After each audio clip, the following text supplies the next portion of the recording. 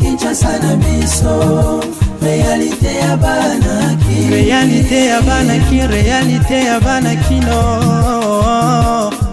Félix Tshisekedi Tshilombo na Abidjan bisika pake ko participer na COP 15 et la première dame Denise Diakero bango bazali kuna pona kolobela likambo etali bongo climat pe lolenge kani ko batela environnement na Ituri. 52 personnes bakufi lors ya batak o ezalaki bongo ya ba milicien ko deko na Djougou. Toyeba que accident de circulation moko na route nationale numéro 1 et sali 2 morts na ba blessé BD. Tout de suite dans l'édition de l'auto avec plus de détails.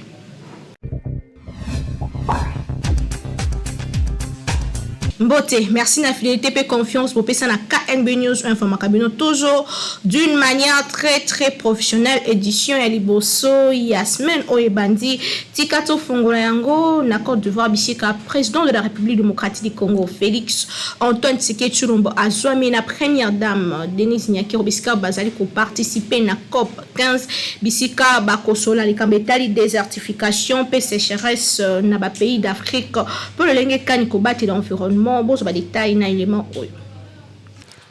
de la République démocratique du Congo Félix Antoine Tshisekedi Tshilombo accompagné na première dame de la République bakomaki na soirée à dimanche 8 mai na Abidjan sur place couple présidentiel bayambamaki na vice-président ivoirien. Selon ba source ya communication et la présidence de la République Félix Tshisekedi a kozwa part à partir ya mokona lelo lundi 9 mai na sommet de chef d'État de la COP 15 sur lutte contre désertification paix sécheresse. En revanche, Madame Denise Nyakero Tshisekedi a kozwa part na caucus de genre ya COP 15. Ces caucus est discuté sur la question imminente et la recommandation politique issue à études sur impact différencié, il y a la désertification, il y a dégradation de terre, il y a la sécheresse sur la femme et la homme. L'aéroport couple présidentiel, qui droit na moko réservé na communauté congolaise au vivaka na Côte d'Ivoire. Avant étape, il y a Abidjan Félix Tshisekedi Tshilombo a effectué qui visite moko dimanche 8 mai na Soudan du Sud wa publicika komaki na milieu de journée. Chef de l'État congolais aussitôt azalaki récit na tête à tête na stade Ous des Jida na homologue na ye Salva Kiir. Les deux chefs d'État bazwa qui part na volonté à rafraîchir la relation bilatérale entre les deux pays liés par la géographie, l'histoire et la culture. Le chef de l'État Félix Tshisekedi na délégation na ye bakomaki na Côte d'Ivoire bisika wapi na soirée à dimanche 8 mai en provenance ya Soudan du Sud na capitale ivoirienne. Président de la République démocratique du Congo y a co-participé na COP 15. Délégation à Félix Tshisekedi composée entre autres na très distingué première dame Denise Nyakero, vice-premier ministre, ministre des Affaires étrangères Christophe Luntundula. To rappeler que na Soudan du Sud, chef de l'État a qui tête à tête na homologue na soudanais Salva Kiir, ba échange entre les deux chefs d'État ezalaki auto ya ba hydrocarbures, embargo sur ba armes o esfrapa ki Soudan du Sud pe bongo na bongo. Donc, toi, que chef de l'État congolais a mis le haut na Abidjan, bisika wapi azali ko participer na COP 15. Kinshasa et l'équipe partout. Tout le on est bandeli que 52 personnes bakufi na Ituri, précisément na Djougou bisika attaque ya ba milicien Kodeko et Salemaki lobby eleki place bisika kuwane salemaki tant auto zali koloba moi trouble ezali kuna po bat bazali ko se déplacer pour na kokima kasi force de l'ordre pe ba force armée congolaise ba sengi kimia na ngamba population gouvernement pe ezali ko contrôler situation bolanda. Au total, 52 personnes bakufa qui n'attaque perprétée na ba miliciens et coopérative pour le développement du Congo Kodeko na territoire ya Djougou Ituri dimanche 8 mai Oyo. Information conjointement confirmée na bourgmestre pe administrateur ya territoire précité. Le NEMI pe ba milice yango bazwa ki dasso agglomération située na 7 km ya site minier en secteur Bayeli Kilo. Pour le moment, bilan provisoire et salibongo 52 morts, plus de 100 civils portés disparus, peu plusieurs bien pillés na ba rebelles. De son côté, administrateur ya territoire condamnaki ba tuerie wana dont ba victime ezali bongo ba population ya pays suite ya activiste ya ba milice wana a condamné tuerie ya ba civil ba milicien yango ba exécutaki ba civil sur place ba élément ya sécurité ba ki kokoma ezalaki déjà en retard ba to yango ba kimaki. Il faut qu'on signaler que ba activité ezali bongo paralysé na entité wana wa bazali ko signaler mouvement ya ba déplacement massif ya population vers ba endroit où ezali bongo kozala sécurisé pona koluka abri ba misusu ba koti na bazamba ba misusu bazali ko kima kaka ba rebelle tozoli que après une année à état de siège ba autorité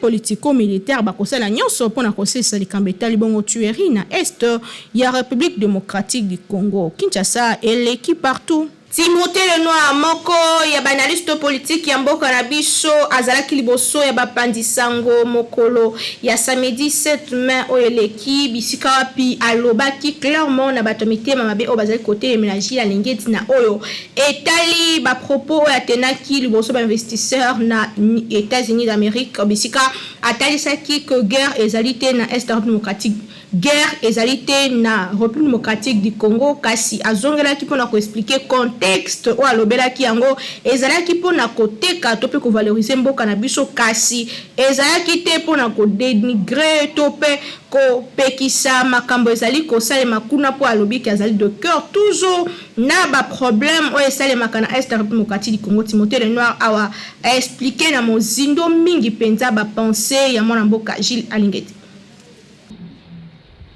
S'il y a quelqu'un qui s'est attaqué à Gilles Alingeti, il est Timothée Lenoir Azali.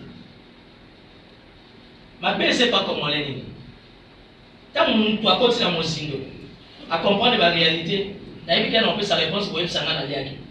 Mais là, on a coûté une occasion de dire nalia.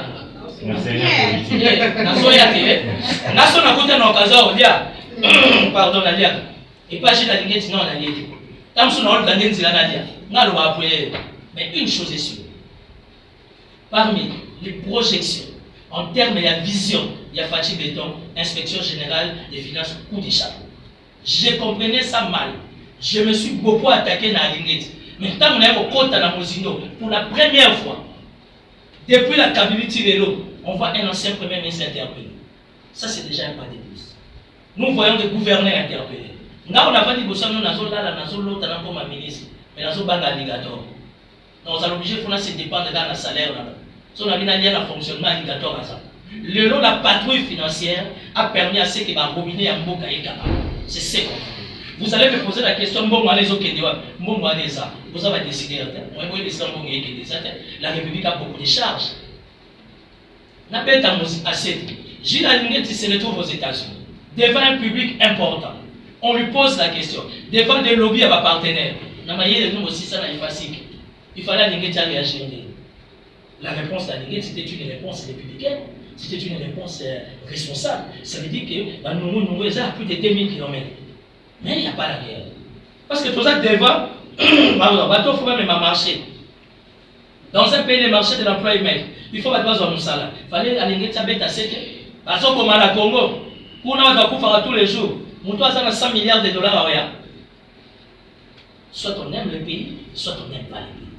Donc bravo Gilles Alingeti par rapport à son langage, du point de vue diplomatique, parce que dans le cadre de la diplomatie, il a été à la hauteur. Et bravo. Mais à coup de qu'il a eu, pardon, à sa genouille, c'est un pardon. Alingeti Boben, c'est un parlement à Koyati. Vous savez pourquoi Alingeti a Koyati dans le parlement? Que dit la loi? Que dit la constitution? Alingeti, c'est un service au sein de la présidence. Alors il y a un parlement sans banane. Nazoya. Bato va interpeller les abato ba mo ba ebelo ba oluka. To yebi source na objet ba interpellation. Ma question orale, l'interpellation, on connaît tous ces blablabla. Aujourd'hui, s'il faudra interpeller quelqu'un par rapport à la question Alingeti, c'est le chef de l'État. Va bien sa chef de l'État. Quand il y a un service la carte de la présidence Alingeti. Alors ça vient au parlement. À Osamba liboso anani. Il est le débat de la Mkonzamboka. Vous comprenez? Soyons justes. tolinga mboka. Tout bien que accident de circulation et ça les 2 morts, on a blessé et belé, on a salé maki na tronçon ils ont mis entre Kasangulu pe toko maki santo précisément na village Tampa yango ezalaki suite ya vitesse o ezalaki makasi bisika pi esali ba dégâts makasi bolanda reportage o pesi mawa. Et Salemaki Nabutu, il y a vendredi, Tokoma samedi 7 mai 2022, na niveau, il y a village Tampa entre Kasangulu pe qui sont tout voiture moko ben et nyataki voiture mosusu. Bisika ba avocat ba bande ko kende na audience moko na niveau ya qui sont tout kolongwa Kasangulu. Accident de circulation oyo et ça les 2 morts peut ba blessé grave kasi sur place na ba témoignage otozwaki ben ezalaki na vitesse moko makasi pe yaki konyata non seulement et tout aki ma etambolaki likolo ya jeep bisika ba avocat bazalaki faut ko mona ba image ezalaki somo makasi ba corps ezalaki ya kopanzana na si ya mutuka tala ndeti image oyo pesi pasi pe mawa. Expliquez. Voilà, camion est mati wana des années. Jefan. Yango ni mteza ko mata. Jefan ke zao kita na ba koli oyo. Et tuti jeep oyo. Na voiture za likolo kuna. Tokotika koloba te que na banzela lokola ya national numéro 1 oyo kobosa na kate kolongolaka ba charge ebele pe ko evitaka ba vitesse makasi pona kolongola ba accident atako ba bengi yango accident kasi ya boye sali pasi makasi 2 professionnels judiciaires bakufaki sur place moko ya baro ya Kinshasa Matete pe mususu ya baro ya Congo Central oyo bazalaki en confrontation esali mabe makasi po ezalaki accident grave pe epesi pasi na ba famille ya bay oyo bakendaki kaka kosala mosala yebaka ko prévenir ke ko guérir ba vitesse na banzela boye na ba charge makasi ezali mabe makasi. Kinshasa et l'équipe partout.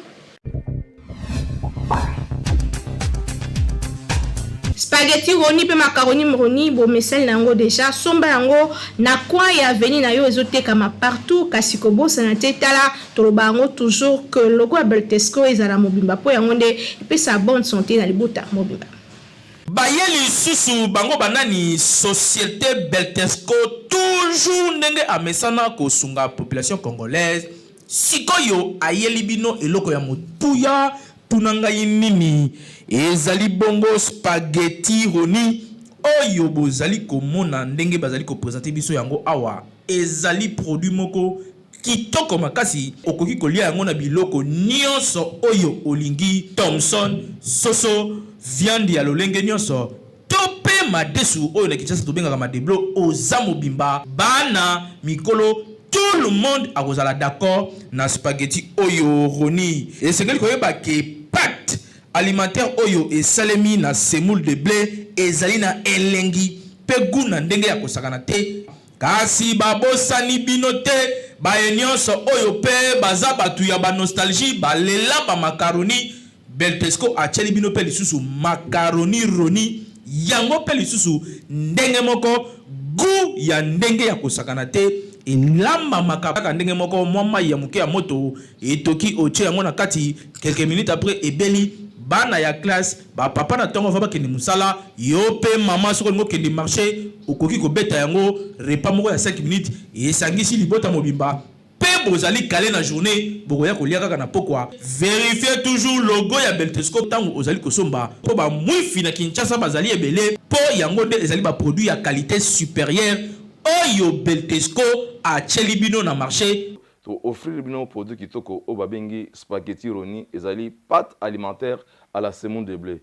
Pâte alimentaire à la semoule de blé oyo ezali kaka spaghetti roni oyo esengeli ko lesama na mabota na biso maman responsable papa responsable ba étudiant ba coopérant spaghetti ezali kaka moko ezali spaghetti roni oyo ezali la qualité supérieure oyo spaghetti oyo baleka ngo partout tozali na produit mosusu babengi ya kitoko makasi babengi macaroni ya Betosco. En tout cas ngala benga ngo kima kinkaka eza l'habitude ya consommation na bino mikolo nyonso ya kolia macaroni roni na spaghetti roni po ezali biloko oyo ezali kotonga nzoto ezali kopesa biso nzoto makasi po toyeba ko vivre longtemps na mokili. Ezali cadeau signé Betesco mwana mama yebela pona kolia biloko ya qualité. Il faut toujours Betesco po yende akanga Kinshasa République démocratique du Congo mobimba uta batango ebele autre bakite Tolobi Kinshasa et l'équipe partout. Fait insolite paix à Sony, 2 agents y a ordre na balabala bazo bunda en uniforme. Problème en tu wapi bolanda na no commerce auto tchelibino.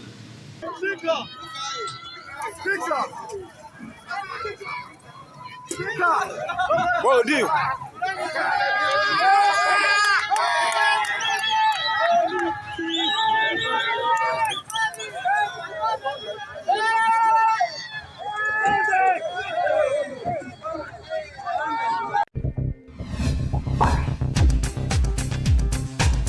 Succédition à l'Ona Sport, tout puissant Mazembe a s'imposé qui fasse ya ba renaissance de Barca au babeta ki mokolo ya lobiele qui et Salema ki na Lubumbashi score et Zadaki Bongo il y a 1-0 et Zoma ki na temps additionnel équipe ya Florent Ibenge et Kozela lisusu le tout puissant Mazembe mikolo ezali koya kuna na Maroc.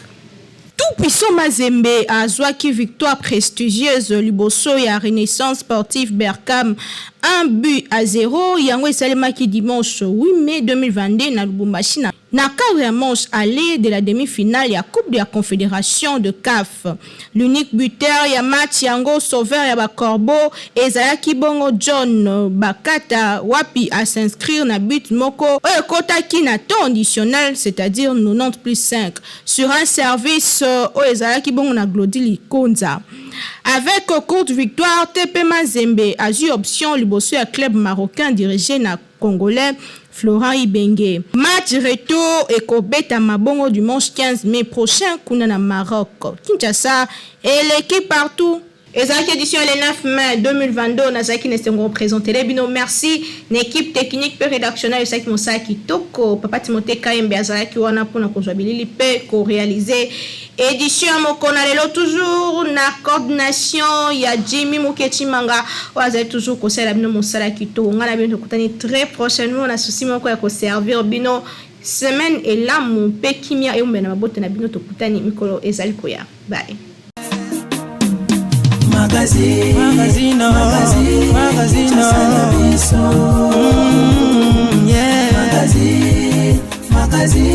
Kinshasa na biso réalité ya banaki réalité ya banakino